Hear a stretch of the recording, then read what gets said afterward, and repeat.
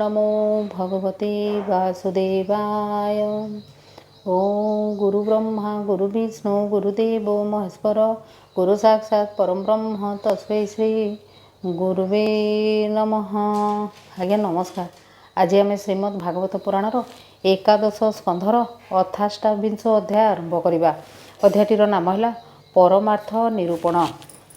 भगवान श्रीकृष्ण कहले, हे उद्धव, जेहेतु सकल विश्वर बाहरे और भितरे सर्वत्र एकमात्र आत्मा ही व्याप्त होई रहिछि एवं प्रकृति और पुरुष उभयंठारु ही ए विश्व उत्पन्न होइछि। तेणु अन्यर स्वभाव और कर्म को नहीं काहारी प्रशंसा बा निंदा करवा उचित नुहे। जेउ व्यक्ति अन्यर स्वभाव एवं कर्म को निंदा बा स्तुति करे से असत प्रति दुराग्राही होइथाए। तेणु से उन्नति मार्गरू भ्रष्ट हो जाए, तार पतन हुए। सोई पड़िले जीवर राजसिक अहंकारु जात इंद्रिय माने निद्रा द्वारा आक्रांत हो जाते एवं जदि मन सक्रिय थाए तेबे अबद्ध जीवात्मा माया राज्य अर्थात स्वप्न राज्य प्रवेश करि जाए और सेहिठारे विभिन्न वस्तु देखि सेई गुड़िकु सत्य बोली भावे। परे जदि मन मध्य निष्क्रिय हो जाए, जीवात्मा देहादि संबंधरे निश्चित हो जाए सुसुप्ति अवस्थारे पहुँची जाए, आउ स्वप्नर दृश्य देखा जाए नहीं, ताहा मिथ्यारे परिणत हो जाए। ठीक सेहीपरि जाग्रत अवस्थारे देखा जाउथुबा ओ चिंतन करा जाउथुबा वस्तु सबु मध्य मिथ्या, एकमात्र परमात्मा ही सत्य। जेउ वस्तु वास्तवरे नहीं अर्थात जार कौनसी सत्ता नहीं, ताहाकु भल बा मंद बोली कहिबार किछि अर्थ नहीं। सेहीपरि कहिबा बाणीर विलास मात्र, तेणु मिथ्या। सुतरां सेही सबु वस्तु विषय रे मनरे चिंतन करिबा वृथा। छाया, प्रतिध्वनि और अभ्यास एही तीनिटी जाक सत्य नुहंती, तथापि एही सबु निज निजर कर्म करती। आमे छायारे बसुछु ओ ताहाकु उपयोग करि पारुछु। प्रतिध्वनि शुभुची ओ ताहा शुणी ए कौन हैला बोली व्यस्त हेउछु। दौड़ी को भूल रे साप बोली भाविदेले भयजात हेउछि। ठीक सेहीपरि एही देह आदि पदार्थ सबु भी मिथ्या, तथापि एही सबु मिथ्या वस्तु प्राणी मानकु मृत्यु पर्यंत भय और दुख दियंती। सकल विश्वर आत्मा एक और अद्वितीय। सेही आत्मा ही ब्रह्म होई निज द्वारा निजको निर्माण करे। से स्वयं विष्णु रूपरे निजको रक्षा भी करे एवं प्रलय कालरे रुद्र रूपरे निजको संहार भी करे। तेणु आत्मा को छाड़ी अन्य कौनसी वस्तु थिबा सिद्ध हुए नहीं। तथापि आत्मा ठारू भिन्न जेउ अन्य भाव देखिबाकु मिले ताहा भित्तिहीन बा अमूलक। किंतु अमूलक होई मध्य जहा आत्मारे तीन प्रकारे अभासित हुए, ताहाकु तुमे त्रिगुणात्मिका मायार ही कार्य बोली जान। हे उद्धव, ये जेउ ज्ञान विज्ञान युक्त उपदेश मु तुमको प्रदान कली, एहा ग्रहण कले विद्वान पुरुष काहार निंदा करिवे नाही कि स्तुतिबे केबे करिवे नाही। सेही महापुरुष सूर्यंक समान ज्ञानालोक विस्तार करी सर्वत्र विचरण करिवे। प्रत्यक्ष प्रमाण द्वारा, अनुमान प्रमाण द्वारा, शास्त्रर प्रमाण द्वारा तथा आत्मानुभूति द्वारा मनुष्य को स्पष्ट उपलब्धि करिबाको पड़िबो जे ये जेउ जगत दृश्यमान हेउछि एही सबु हेउछि आदि अंतयुक्त अर्थात नाशवान। तेणु से अनासक्त होई संसार रे विचरण करिबा आवश्यक। उद्धव पचारिले, भगवान आत्मा तो द्रष्टा, साक्षी और स्वयं प्रभ। से किछि भी करे नाही। पुणी देह भी दृश्यमान और जड़ होइथिबारु से भी जन्म मृत्यु रूपी संसार सृष्टि करिबाकु समर्थ नुहे। ए दृष्टिरु जन्म मृत्यु आत्मार होई पारिबो नाही कि शरीर रे होई पारिबो नाही। तेबे ए जन्म मृत्यु काहार हुए? आत्मा तो अविनाशी, निर्गुण, शुद्ध, स्वयं प्रभ एवं ताहा तो बाहरे भितरे सर्वत्र परिपूर्ण तथा अग्नि परि ज्योतिर्मय। अपरपक्षे शरीर हेउछि କାଠ ପରି ଅଚେତନ। ଏହିପରି ସ୍ଥିତିରେ କାହାର ଜନ୍ମ ମୃତ୍ୟୁ ହେଉଛି? ଏ ଜନ୍ମ ମୃତ୍ୟୁ ଚକ୍ରରେ ପଡ଼ି କିଏ ଘୁରୁ ବୁଲୁଛି? ଭଗବାନ ଶ୍ରୀକୃଷ୍ଣ କହିଲେ, ପ୍ରିୟ ଉଦ୍ଧବ, ସଂସାର ଅସତ୍ୟ ହୋଇଥିଲେ ମଧ୍ୟ ଯେ ପର୍ଯ୍ୟନ୍ତ ଦେହ, ଇନ୍ଦ୍ରିୟ ଓ ପ୍ରାଣମାନଙ୍କ ସହିତ ଆତ୍ମାର ଭ୍ରମପୂର୍ଣ୍ଣ ସମ୍ବନ୍ଧ ରହିଥାଏ, ସେ ପର୍ଯ୍ୟନ୍ତ ଅଜ୍ଞାନୀ ଜୀବକୁ ଏହା ସତ୍ୟ ପରି ବୋଧ ହୋଇଥାଏ। ଯେହିପରି ସ୍ୱପ୍ନରେ ଦିଶୁଥିବା ଦୁର୍ଘଟଣା ସତ୍ୟ ହୋଇ ନଥିଲେ ମଧ୍ୟ ସେହିପରି ଘଟୁଥିଲା ପରି ଦେଖାଯାଏ ଏବଂ ତାହା ଦେଖି ମନୁଷ୍ୟକୁ ଦୁଃଖ ଶୋକ ମଧ୍ୟ ଅନୁଭବ ହୋଇଥାଏ। କିନ୍ତୁ ଜାଗ୍ରତ ହୋଇଯିବା ମାତ୍ରେ ସବୁ ଦୁର୍ଘଟଣା କେଉଁଆଡ଼େ ଉଭେଇଯାଏ। ଠିକ୍ ସେହିପରି ଜାଗ୍ରତ ସମୟରେ ଦେଖୁଥିବା ବା ଘଟୁଥିବା ବିଷୟ ସବୁ ମିଥ୍ୟା। ତଥାପି ନିରନ୍ତର ବିଷୟ ଚିନ୍ତନରେ ମଜ୍ଜି ରହିବା ଫଳରେ ଜୀବର ସଂସାରରେ ଘୂରି ବୁଲିବା ବନ୍ଦ ହୁଏ ନାହିଁ। ନିଦରେ ଶୋଇ ବିପଦପୂର୍ଣ୍ଣ ସ୍ୱପ୍ନ ଦେଖୁଥିବା ବେଳେ ମନୁଷ୍ୟକୁ ଲାଗେ ସେ ଭୀଷଣ ବିପତ୍ତିରେ ପଡ଼ିଯାଇଛି। କିନ୍ତୁ ନିଦ ଭାଙ୍ଗିଗଲେ ସ୍ୱପ୍ନର ବିପତ୍ତି ରହେ ନାହିଁ କି ବିପତ୍ତିର କାରଣ ମୋହ ଆଦି ବିକାର ବି ରହେ ନାହିଁ। ହେ ଉଦ୍ଧବ, ଠିକ୍ ସେହିପରି ଯେ ପର୍ଯ୍ୟନ୍ତ ମୁଁ ମୋର ଭାବନା ରଖିଛି ସେ ପର୍ଯ୍ୟନ୍ତ ଶୋକ, ଭୟ, କ୍ରୋଧ, ଲୋଭ, ମୋହ, ସ୍ପୃହା ଆଦି ଭାବ ଏବଂ ଜନ୍ମ ମୃତ୍ୟୁର ଦୁଃଖ ଜୀବକୁ ନିଶ୍ଚୟ ଭୋଗିବାକୁ ପଡ଼ିବ। ଏହିସବୁ ଦେହାଭିମାନ ହେତୁ ଘଟିଥାଏ। ଏହିସବୁ ସହିତ ଆତ୍ମାର କୌଣସି ସମ୍ପର୍କ ନାହିଁ। ହେ ଉଦ୍ଧବ, ଆତ୍ମା ଯେତେବେଳେ ଦେହ, ଇନ୍ଦ୍ରିୟ, ପ୍ରାଣ ଓ ମନ ପ୍ରତି ଆତ୍ମବୁଦ୍ଧି ବା ଅହଂଭାବ କରେ ସେତେବେଳେ ତାକୁ ଜୀବ କୁହାଯାଏ। ସେହି ସୂକ୍ଷ୍ମାତି ସୂକ୍ଷ୍ମ ଆତ୍ମାର ହିଁ ମୂର୍ତ୍ତି ହୋଇଛି ଗୁଣ ଓ କର୍ମ ସମନ୍ୱୟରେ ନିର୍ମିତ ଲିଙ୍ଗ ଶରୀର। ତାହାକୁ ହିଁ କେଉଁଠି ଶୁତାତ୍ମା ଓ ଆଉ କେଉଁଠି ମହତ୍ତତ୍ୱ କୁହାଯାଇଥାଏ। ତାହାର ଆହୁରି ଅନେକ ନାମ ରହିଛି। ସେ ଜଡ଼ ପଦାର୍ଥରେ ଅହଂତ୍ୱ ମମତ୍ୱ କରିବାରୁ କାଳ ରୂପୀ ପରମେଶ୍ୱରଙ୍କର ଅଧୀନ ହୋଇ ଜନ୍ମ ମୃତ୍ୟୁ ଚକ୍ରରେ ଘୂରିବୁଲେ। ଅହଂକାର ହିଁ ମନ, ବାଣୀ, ପ୍ରାଣ, ଶରୀର, କର୍ମ ଆଦି ଅନେକ ରୂପରେ ଦେଖାଯାଉଛି। ଏହାର କୌଣସି ମୂଳ ନଥିବାରୁ ଏହା ହେଉଛି ମିଥ୍ୟା। ଜୀବ ନିଜେ ଜଡ଼ ପଦାର୍ଥ ସଙ୍ଗେ ଅହଂତ୍ୱ ରଖି ସେଇଥିରେ ବାନ୍ଧି ହୋଇଥାଏ। ଏଣୁ ମନନଶୀଳ ପୁରୁଷ ସକଳ ପ୍ରକାର ତୃଷ୍ଣାରୁ ନିବୃତ୍ତ ହୋଇ ଉପାସନା ଦ୍ୱାରା ତୀକ୍ଷ୍ଣ ହୋଇଥିବା ଜ୍ଞାନରୂପୀ ଖଡ୍ଗରେ ଅହଂକାରକୁ ସମ୍ପୂର୍ଣ୍ଣ ରୂପେ କାଟିଦେଇ ଏବଂ ଭଗବତ୍ ସ୍ୱରୂପକୁ ମନନ କରି କରି ସ୍ୱଚ୍ଛନ୍ଦ ଭାବରେ ପୃଥିବୀରେ ବିଚରଣ କରିବା ଉଚିତ। ଆତ୍ମା ଓ ଅନାତ୍ମାର ସ୍ୱରୂପ ପୃଥକ୍ ପୃଥକ୍ ବୋଲି ବୁଝିପାରିବାର ନାମ ହିଁ ଜ୍ଞାନ। ଏହି ଜ୍ଞାନ ଉଦିତ ହୋଇଗଲେ ଦୈତ୍ୟର ଅସ୍ତିତ୍ୱ ଆଉ ରହେ ନାହିଁ। ଜ୍ଞାନଲାଭର ଉପାୟ ହେଲା ତପସ୍ୟା ଦ୍ୱାରା ହୃଦୟ ବିଶୋଧନ ଏବଂ ବେଦାଦି ଶାସ୍ତ୍ର ଶ୍ରବଣ, ପ୍ରତ୍ୟକ୍ଷ ପ୍ରମାଣ, ମହାପୁରୁଷମାନଙ୍କର ଉପଦେଶ, ସହାନୁଭୂତି, ତର୍କସିଦ୍ଧ ଅନୁମାନ ଦ୍ୱାରା ସର୍ବତ୍ର ଆତ୍ମାତତ୍ତ୍ୱ ଦର୍ଶନ। ଏହିପରି ବିବେକପୂର୍ଣ୍ଣ ବିଚାର କରିଚାଲିଲେ ଏହି ଜ୍ଞାନଲାଭ ହେବ ଯେ ଯାହା ସୃଷ୍ଟିର ଆଦ୍ୟରେ ଥିଲା ଓ ଅନ୍ତରେ ରହିବ, ତାହା ମଧ୍ୟକାଳରେ ମଧ୍ୟ ରହିଛି ଏବଂ ତାହା ହିଁ ହେଉଛି ସୃଷ୍ଟିର କର୍ତ୍ତା ଓ କାରଣ ବ୍ରହ୍ମ। ହେ ଉଦ୍ଧବ, ସୁନାରେ କଙ୍କଣ, କୁଣ୍ଡଳ ଆଦି ବହୁ ପ୍ରକାର ଗହଣା ତିଆରି ହୁଏ। ଗହଣା ତିଆରି ହେବା ପୂର୍ବରୁ ଯେଉଁ ସୁନା ଥିଲା, ଗହଣାକୁ ଭାଙ୍ଗିଦେବା ପରେ ମଧ୍ୟ ସେହି ସୁନା ରହେ ଏବଂ ମଧ୍ୟବର୍ତ୍ତୀ କାଳରେ ଯେଉଁ ଗହଣା ତିଆରି ହୋଇ ବ୍ୟବହୃତ ହେଲା ତାହା ବି ସୁନା ଥିଲା। ଠିକ୍ ସେହିପରି ଜଗତରେ ଆଦି, ଅନ୍ତ ଓ ମଧ୍ୟରେ ମୁଁ ହିଁ ରହିଥାଏ। ବାସ୍ତବରେ ମୁଁ ହିଁ ସତ୍ୟ ତତ୍ତ୍ୱ।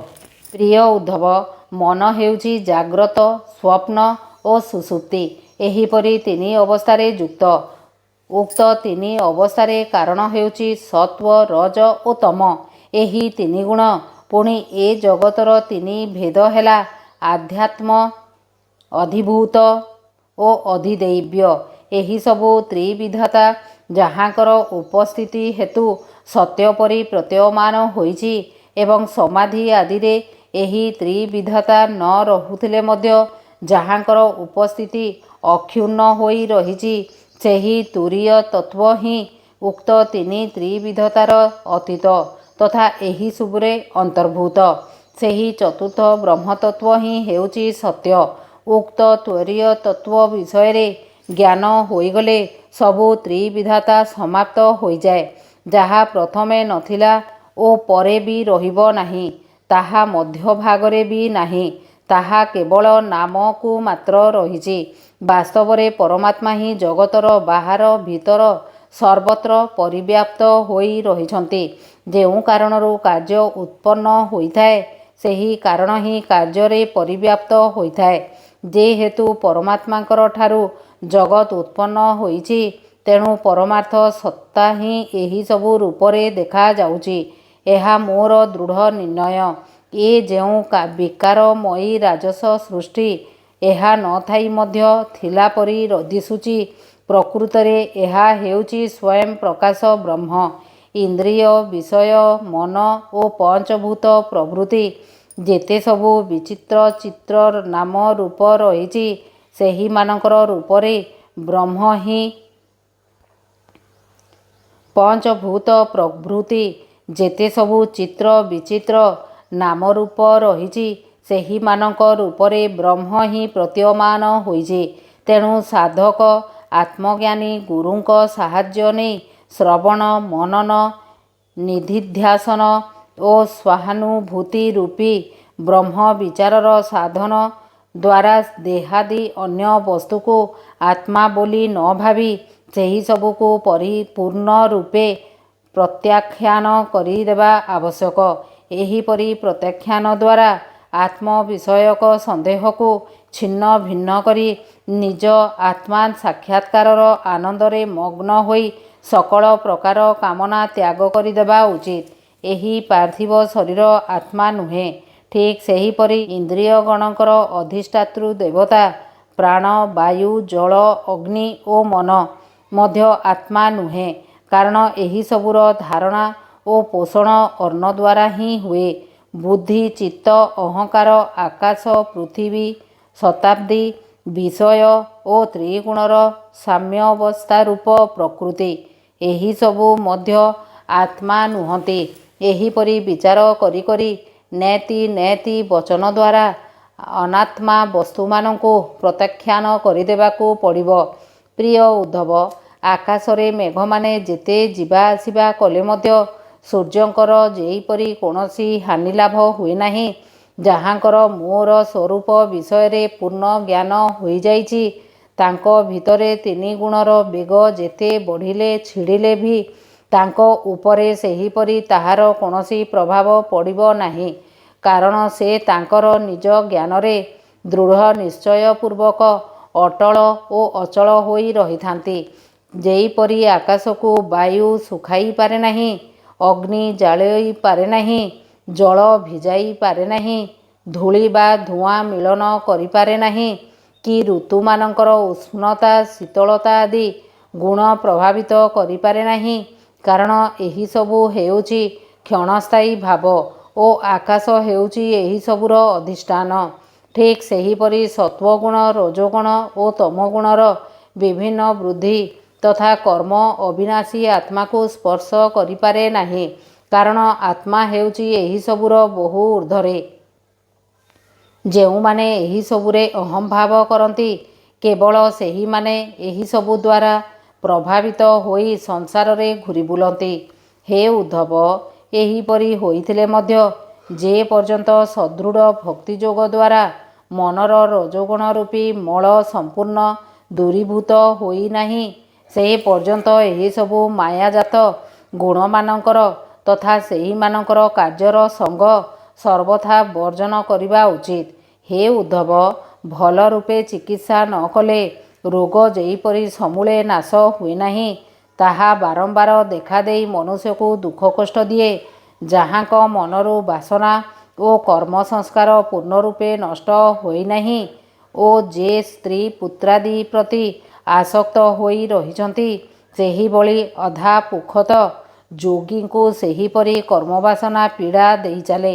ଦେବତାମାନଙ୍କ ଦ୍ୱାରା ପ୍ରେରିତ ହୋଇ ବା କୌଣସି ମନୁଷ୍ୟ ଦ୍ୱାରା ଘଟାଉଥିବା ବିଘ୍ନ ହେତୁ ଯଦି ଯୋଗୀ କେବେ ଯୋଗଭ୍ରଷ୍ଟ ହୋଇଯାନ୍ତି, ତେବେ ମଧ୍ୟ ସେ ନିଜର ପୂର୍ବାଭ୍ୟାସ ହେତୁ ପୁନର୍ବାର ଯୋଗାଭ୍ୟାସରେ ଲାଗିଯାଆନ୍ତି। କର୍ମ ଆଦିରେ ତାଙ୍କର ପ୍ରବୃତ୍ତି ଜାତ ହୁଏ ନାହିଁ। ହେ ଉଦ୍ଧବ, ସଂସ୍କାର ଆଦି ଦ୍ୱାରା ପ୍ରେରିତ ହୋଇ ଜୀବ ଜନ୍ମଠାରୁ ମୃତ୍ୟୁ ପର୍ଯ୍ୟନ୍ତ କର୍ମରେ ହିଁ ଲାଗି ରହୁଛି ଏବଂ କର୍ମରେ ଇଷ୍ଟ ଅନିଷ୍ଟ ଭେଦଭାବ ରଖି ହର୍ଷ ବିଷାଦ ଆଦି ବିକାରରେ ଗ୍ରସ୍ତ ହୋଇଯାଉଛି। କିନ୍ତୁ ଯେ ପରମାତ୍ମା ତତ୍ତ୍ୱ ଉପଲବ୍ଧି କରିସାରିଛନ୍ତି, ସେ ପ୍ରକୃତିରେ ରହିଥିଲେ ମଧ୍ୟ ଏବଂ ପୂର୍ବ ସଂସ୍କାର ଅନୁସାରେ ତାଙ୍କ ଦ୍ୱାରା କର୍ମ ସଂଗଠିତ ହେଉଥିଲେ ମଧ୍ୟ ସେ ହର୍ଷ ଶୋକ ଆଦି ବିକାରରେ ଗ୍ରସ୍ତ ହୁଅନ୍ତି ନାହିଁ। କାରଣ ଆନନ୍ଦ ସ୍ୱରୂପ ଆତ୍ମାର ସାକ୍ଷାତକାର ଲାଭ କରିଥିବାରୁ ତାଙ୍କର ସଂସାର ସମ୍ବନ୍ଧୀୟ ସବୁ ଆଶା ଓ ତୃଷ୍ଣା ପୂର୍ବରୁ ହିଁ ନଷ୍ଟ ହୋଇସାରିଥାଏ। ଯେ ଆତ୍ମସ୍ୱରୂପକୁ ଉପଲବ୍ଧି କରି ସାରିଥାନ୍ତି, ତାଙ୍କୁ ଏ ଶରୀର ଠିଆ ହୋଇଛି ନା ବସିଛି, ନା ଚାଲୁଛି ନା ଶୋଇଛି, ମଳମୂତ୍ର ତ୍ୟାଗ କରୁଛି ନା ଭୋଜନ କରୁଛି ଅଥବା ଅନ୍ୟ କିଛି ସ୍ୱାଭାବିକ କର୍ମ କରୁଛି, ସେ ବିଷୟରେ ମଧ୍ୟ ହୋସ ନଥାଏ। କାରଣ ତାଙ୍କ ବୃତ୍ତି ଆତ୍ମସ୍ୱରୂପରେ ସ୍ଥିର ହୋଇଯାଇଥାଏ, ଅର୍ଥାତ୍ ବ୍ରହ୍ମାକାର ହୋଇଯାଇଥାଏ। ଜ୍ଞାନୀ ପୁରୁଷଙ୍କର ଦୃଷ୍ଟିରେ ଇନ୍ଦ୍ରିୟମାନଙ୍କର ବାହ୍ୟ ବିଷୟ ସବୁ ଅସତ୍। ତଥାପି ସେହିସବୁ ବିଷୟ ସେହିମାନଙ୍କ ଦୃଷ୍ଟିକୁ ଆସିଲେ ବି ସେହିମାନେ ସେହିଗୁଡ଼ିକୁ ନିଜ ଆତ୍ମାଠାରୁ ଭିନ୍ନ ବୋଲି ଭାବନ୍ତି ନାହିଁ। ଆତ୍ମା ବ୍ୟତୀତ ଅନ୍ୟ କୌଣସି ବସ୍ତୁର ସ୍ୱତନ୍ତ୍ର ସତ୍ତା ସେହିମାନେ ସ୍ୱୀକାର କରନ୍ତି ନାହିଁ। କାରଣ ଯୁକ୍ତି, ପ୍ରମାଣ ଓ ସହାନୁଭୂତି ଦୃଷ୍ଟିରୁ ସେହିସବୁର ସ୍ୱତନ୍ତ୍ର ସତ୍ତା ଥିବା ପ୍ରମାଣିତ ହୋଇପାରେ ନାହିଁ। ଯେପରି ନିଦ ଭାଙ୍ଗିଗଲେ ସ୍ୱପ୍ନରେ ଦେଖିଥିବା ବସ୍ତୁ ଜାଗ୍ରତ ଅବସ୍ଥାରେ ଦେଖାଯାଏ ନାହିଁ ଓ ସେହିସବୁ ବସ୍ତୁକୁ ଯେପରି ସତ୍ୟ ବୋଲି ସ୍ୱୀକାର କରାଯାଏ ନାହିଁ, ଜ୍ଞାନୀ ପୁରୁଷ ସେହିପରି ନିଜଠାରୁ ଭିନ୍ନ ପ୍ରତୀୟମାନ ହେଉଥିବା ପଦାର୍ଥକୁ ସତ୍ୟ ବୋଲି ସ୍ୱୀକାର କରନ୍ତି ନାହିଁ। ପ୍ରିୟ ଉଦ୍ଧବ, ନାନା ପ୍ରକାର ଗୁଣ ଓ କର୍ମରେ ଯୁକ୍ତ ଏହି ଦେହ, ଇନ୍ଦ୍ରିୟ ଆଦି ଯେଉଁ ସବୁ ପଦାର୍ଥ ରହିଛି, ପ୍ରଥମେ ଅଜ୍ଞାନ ହେତୁ ସେହିସବୁ ପ୍ରତି ଅଭିନିବେଶ କରିଥିବା ହେତୁ ସେହିସବୁକୁ ଆତ୍ମାଠାରୁ ପୃଥକ୍ ନୁହନ୍ତି ବୋଲି ମନେ ହୋଇଥାଏ। କିନ୍ତୁ ଜ୍ଞାନୋଦୟ ହୋଇଯିବା ପରେ ସେହିସବୁ ନିଷ୍ଫଳ ବୋଲି ଜଣାପଡ଼ିଯାଏ ଏବଂ ଏହିପରି ଭାବରେ ପୂର୍ବର ଭ୍ରମ ସମ୍ପୂର୍ଣ୍ଣ ଦୂର ହୋଇଗଲେ ଯୋଗୀଙ୍କ ଜ୍ଞାନରେ ଏକମାତ୍ର ଆତ୍ମତତ୍ତ୍ୱ ହିଁ ରହିଯାଏ। ସେ ସ୍ୱୟଂ ଆତ୍ମସ୍ୱରୂପ ହୋଇଯାନ୍ତି। ଯୋଗୀ ଯେ ଆତ୍ମାକୁ ଗ୍ରହଣ କରନ୍ତି, ତାହା ନୁହେଁ। ବୃତ୍ତି ଦ୍ୱାରା ଆତ୍ମାକୁ ଗ୍ରହଣ କରାଯାଏ ନାହିଁ କି ତ୍ୟାଗ କରାଯାଏ ନାହିଁ, କେବଳ ଅଜ୍ଞାନ ହିଁ ନଷ୍ଟ ହୋଇଥାଏ। ସୂର୍ଯ୍ୟୋଦୟ ହେବା ଦ୍ୱାରା ଯେପରି ଦୃଶ୍ୟମାନ ଜଗତ ନୂତନ ରୂପେ ନିର୍ମାଣ ହୋଇନଥାଏ, କେବଳ ଅନ୍ଧକାର ହିଁ ଦୂର ହୋଇଥାଏ। ମୁଁ ବିଷୟକ ଦୃଢ଼ଜ୍ଞାନ ଉଦୟ ହୋଇଗଲେ ସେହିପରି ମନୁଷ୍ୟର ବୁଦ୍ଧିରୁ ଅଜ୍ଞାନ ଦୂର ହୋଇଯାଏ। ଆତ୍ମା ହେଉଛି ସ୍ୱୟଂ ପ୍ରଭ, ଅଜନ୍ମା, ଅପ୍ରମେୟ ସ୍ୱରୂପ ଓ ମହାନୁଭୂତି ସ୍ୱରୂପ। ସକଳ ପ୍ରକାର ଅନୁଭୂତି ଆତ୍ମାରେ ହିଁ ହୁଏ। ଆତ୍ମା ହେଉଛି ଅବର୍ଣ୍ଣନୀୟ। ବାଣୀ ଆତ୍ମାକୁ ବର୍ଣ୍ଣନା କରି ନ ପାରି ସେଥିରୁ ନିବୃତ୍ତ ହୋଇଯାଏ। ଆତ୍ମା ହେଉଛି ଅଦ୍ୱିତୀୟ। ସେ ହିଁ ବାଣୀ ଓ ପ୍ରାଣର ପ୍ରବର୍ତ୍ତକ। ହେ ଉଦ୍ଧବ, ଅଖଣ୍ଡ ଅଦ୍ୱିତୀୟ ଆତ୍ମାରେ ଅର୍ଥହୀନ ନାମରୂପରେ ଆଧାରରେ ପ୍ରଭେଦ ଦର୍ଶନ କରିବା ହେଉଛି ମନର ଭ୍ରମ ଓ ଅଜ୍ଞାନ।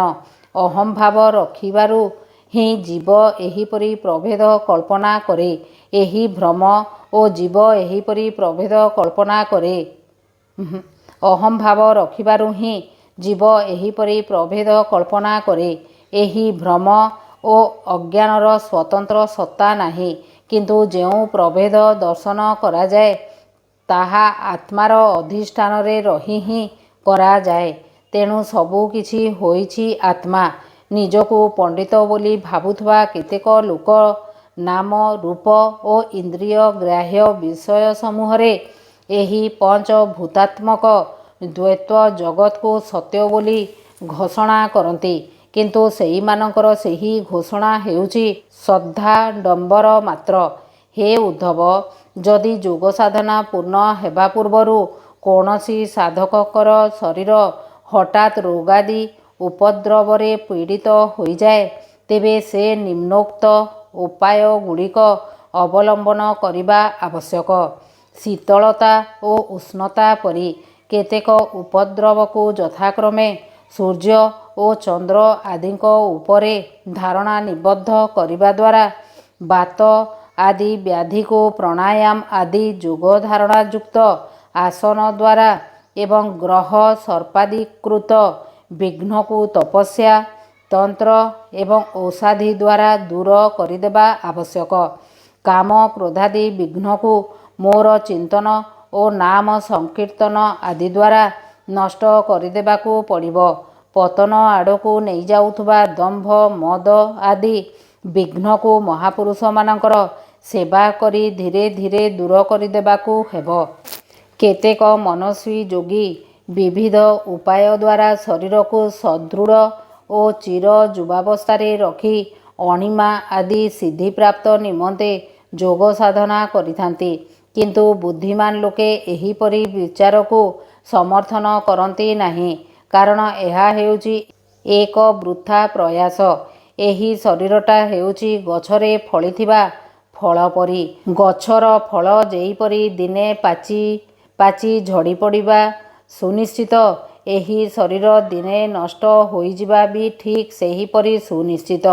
ଯଦିବା ବହୁକାଳ ଧରି ନିରନ୍ତର ଓ ଶ୍ରଦ୍ଧାପୂର୍ବକ ଯୋଗ ସାଧନା କରିବାର ପରିଣାମରେ ଶରୀର କେବେ ସଦୃଢ଼ ହୋଇଯାଏ, ତେବେ ବି ବୁଦ୍ଧିମାନ ପୁରୁଷ ସେତିକିରେ ସନ୍ତୁଷ୍ଟ ହୋଇ ନିଜର ସାଧନା ଛାଡ଼ିଦେବା ଉଚିତ ନୁହେଁ।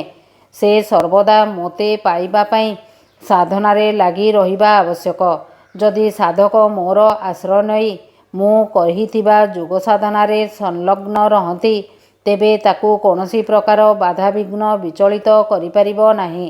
ତାଙ୍କର ସକଳ କାମନା ବାସନା ନଷ୍ଟ ହୋଇଯିବ ଓ ସେ ଆତ୍ମାନନ୍ଦରେ ଅନୁଭୂତିରେ ମଗ୍ନ ହୋଇଯିବେ।